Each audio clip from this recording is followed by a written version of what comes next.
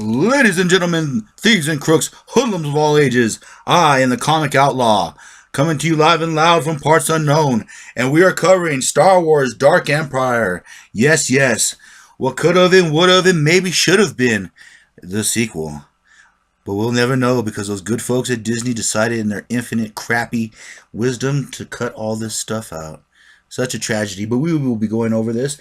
As you can see, our little side scroll. It is 6 years after that fateful day where everything had changed. The Empire had been crumbled, the Death Star destroyed, as well as Vader and Palpatine. But you can't keep a good empire down as the remnants and the rebellion have been fighting. As you can see, the lovely artwork. I do really appreciate Dark Horse Comics. They really came through over the years, and it's sad how they've really gotten rid of a lot of the canon.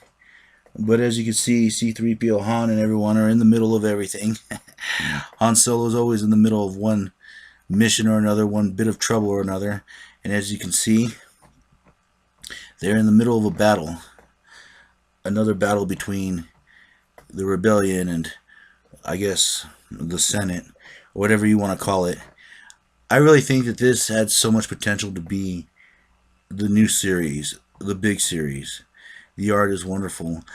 I mean, look at the way Han Solo is. I mean, they do tend to really focus on the characters a lot more in this. And yes, they do have the classic lines, you know, the classic Solo lines and everything like that. But you have to really appreciate the way this comic flows. Now, as you can see, we have a classic character, Chewie, and they're heading to this planet to find someone very important. As you can tell, they are looking for Luke Skywalker. And as you can tell, he will be, like I said, the comics in this are a lot better. A lot visually better and a lot more than what I've seen in The Force Awakens and The Last Jedi.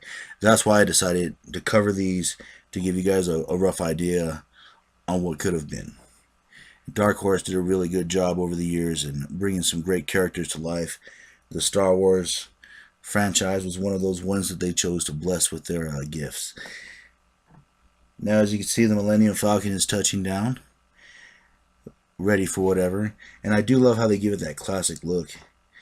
And also, I love how they start off in the middle of a fight. You know, in the middle of an action. As you can see, things aren't going too well. The Empire is moving in, exterminating everything in their path.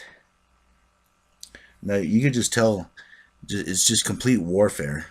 And this is a lot of the stuff that the movie doesn't, like, show. A lot of the movies, you know. Force Awakens touched on it a little bit, but just that all-out, ground-pounding war. You know, Clone Wars, they did touch on it, but it was more like man versus machine. This has gotten to the point where it's person-to-person combat. And this is where it gets real, ladies and gentlemen. In the middle of it. In the middle of the wars where you truly find yourself. And as the Millennium Falcon touches down, and if you know anything about Han Solo and the Star Wars crew, they're about to wreck some shit up. Yes, sir.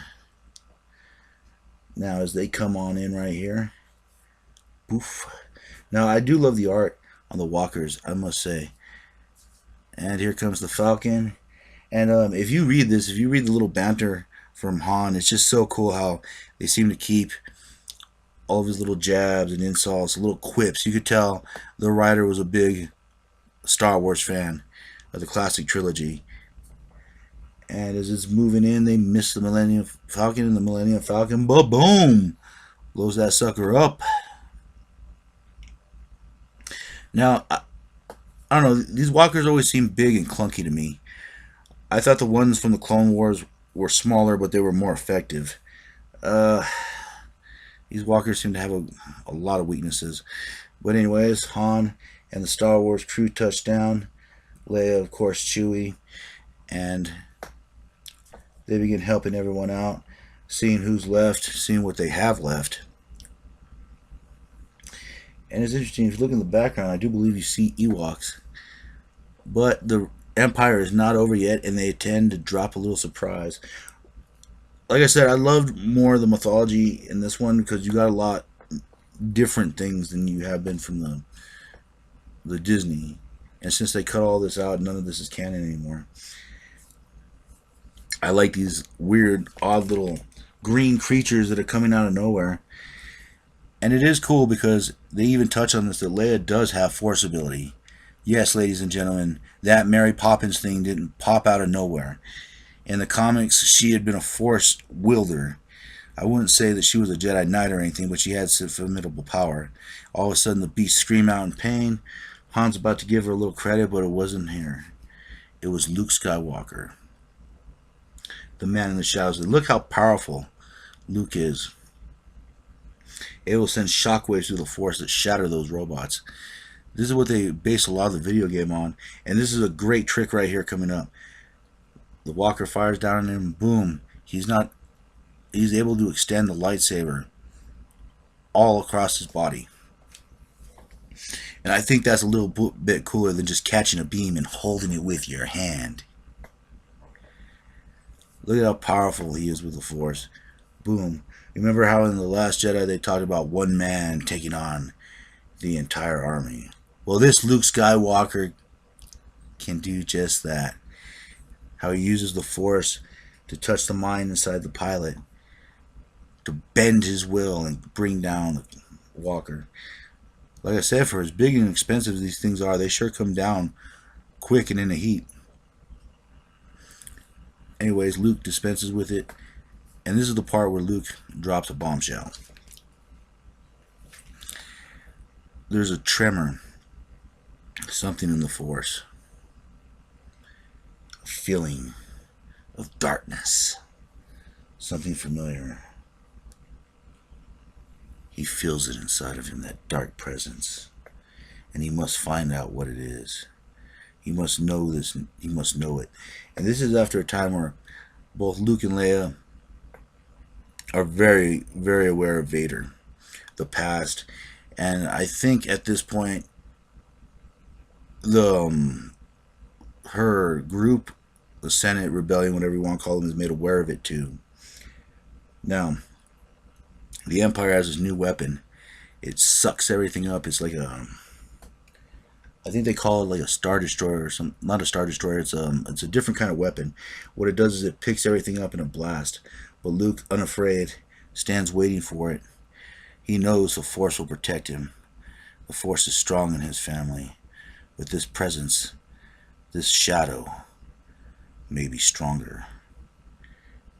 And he must find it. And standing in the middle of this presence, this energy blast coming towards him, Luke will know no fear, for he is a Jedi.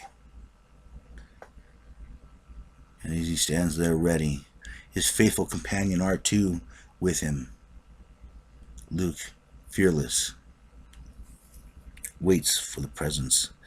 The energy beam is picking up all the scrap metal to take him to his destination, so he may find this presence, so they may continue on the next step of their journey. And what will that step be? Who will that dark presence be? Who is that standing in the shadows? Well, you'll have to wait until next issue. And as he goes up, I love the dialogue here. I love the art, how he's able to extend the Force around him and protect him and R2. And as for issue 2, you know what to do. Tune in and subscribe, for I am the Comic Outlaw, the main man. And I will be bringing part 2 of this very soon. So I'll catch you on the flip side. Yeah.